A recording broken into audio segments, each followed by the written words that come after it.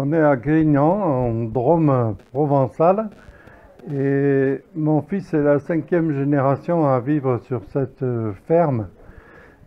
Et c'est cette caractéristique de vivre toujours au même endroit sur plusieurs générations qui nous a conduit à porter plainte au titre d'un habitant de l'Europe qui doit être protégé par l'Europe d'après la Constitution de l'Europe. C'est à ce seul titre qu'on a porté plainte auprès de l'Europe, parce qu'elle n'a pas su préserver notre mode de vie ancestral et nos ressources qui soient reconductibles dans le temps, comme devrait l'être une bonne gestion de père de famille de l'Europe. Voilà. Et du coup, nous, par exemple, on était confrontés à un problème de lavande.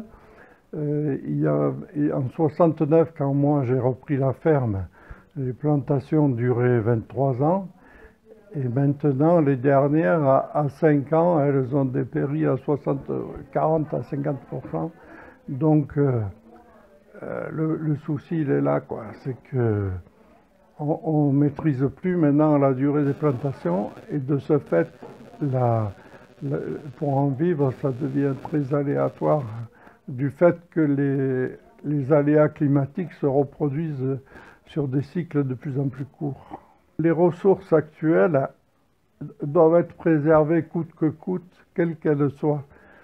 Il faut que la politique qui est menée en Europe aille dans le sens de préserver ce qui existe pour qu'on puisse continuer à vivre sur nos biens.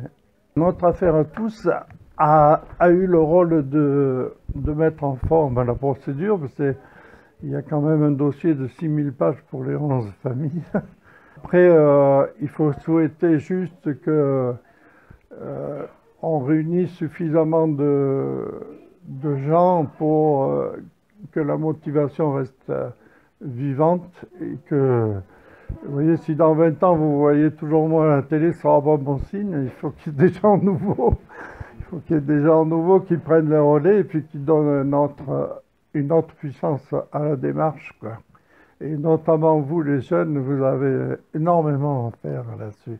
Et ce que vous faites aujourd'hui, là, avec le tour à vélo, c'est un symbole fort qui a son importance et qui doit continuer, quoi. Voilà.